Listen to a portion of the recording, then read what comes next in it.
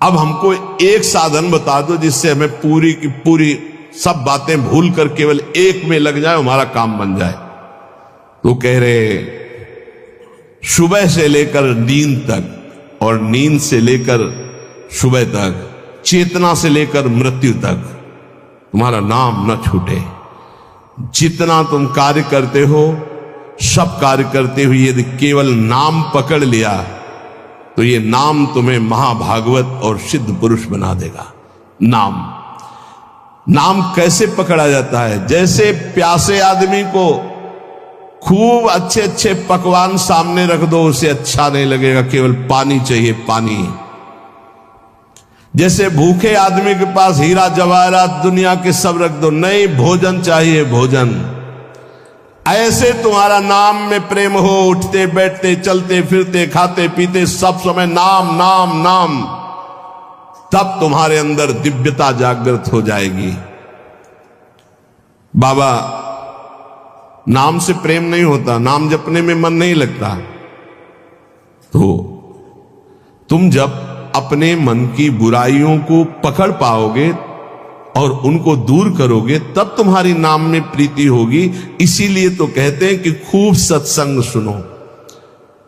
जब तक सत्संग नहीं सुनोगे तो तुम्हें पता ही नहीं चलेगा कि तुम्हारी गलतियां क्या क्या हैं, बुराइयां क्या क्या हैं। सत्संग सुनोगे तो सत्संग से दो बात होती है, अपनी बुराइयों का पता चलता है और उनके त्यागने की बलवृत्ति मिलती है सत्संग से।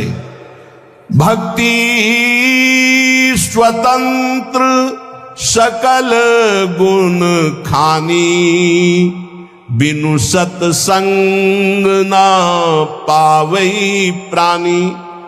भक्ति, निरंतर भजन, ये समस्त गुणों को प्रकाशित कर देता है, पर बिना सत्संग के शुद्ध भक्ति का जागरण नहीं होता। इसलिए सत्संग से हमारे अंदर जो बुराइयां हैं वो समझ में आती हैं। बुराइयों को दूर करने की सामर्थ्य भी सत्संग से आती है। फिर सत्संग से ऐसा मन सावधान हो जाता है कि बुराई करने की तो बात जाने दो, बुराई की समीपता बर्दाश्त नहीं होती है, बुराई का चिंतन बर्दाश्त नहीं होता है। हृदय दर्पण की तरह साफ हो जाता है, जरा सी भी बुराई बहुत बड़ा पहाड़ जैसा दिखने लगती है। ऐसे उपासक के हृदय में नाम के प्रति प्रियता हो जाती है और वो खूब निरंतर नाम जपने लगता है। महाराज जी, लोग कहते हैं कि भगवान के दर्शन से क्या मिल जाएगा, क्या लाभ हो जाएगा? भगवान के दर्शन हो गए तो फिर बाकी क्या रह जाएगा?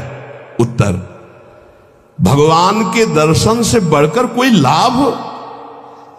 अरे अभी तो भक्ति करो, मन को शुद्ध करो, खूब नाम जप करो, फिर आगे तुम देखोगे भगवत साक्षात्कार से बढ़कर कोई लाभ होता है? अरे जिसके जानने के बाद कुछ जानना बाकी नहीं रहता, जिसे पाने के बाद कुछ पाना बाकी नहीं रहता, वो भगवान है। उनका साक्षात्कार होने के बाद जो दिव्यता, जो दिव्य आनंद रहता है, उसे कुछ बाकी रहता है। तो हमें क्या करना चाहिए? फिर हम कह तो रहे तुम्हें निरंतर नाम जप करना चाहिए, निरंतर नाम जप करना चाहिए। तो माला से जपे या अंगुलियों से जपे?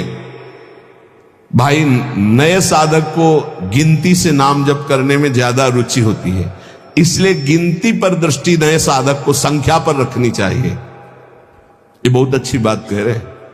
नए साधक को संख्या पर दृष्टि रखनी चाहिए। आज 11 माला किया, फिर और बढ़ाया, फिर और बढ़ाया, फिर और आगे चल करके फिर ऐसा मन हो जाता है कि फिर वो निरंतर जब पकड़ता है तो माला भी अच्छा नहीं लगता। कौन गिनती करे, कौन सुमेरु आई तो पलटे, उधर ध्यान दे या अंदर ध्यान दे, फिर वो स्थिति आती है।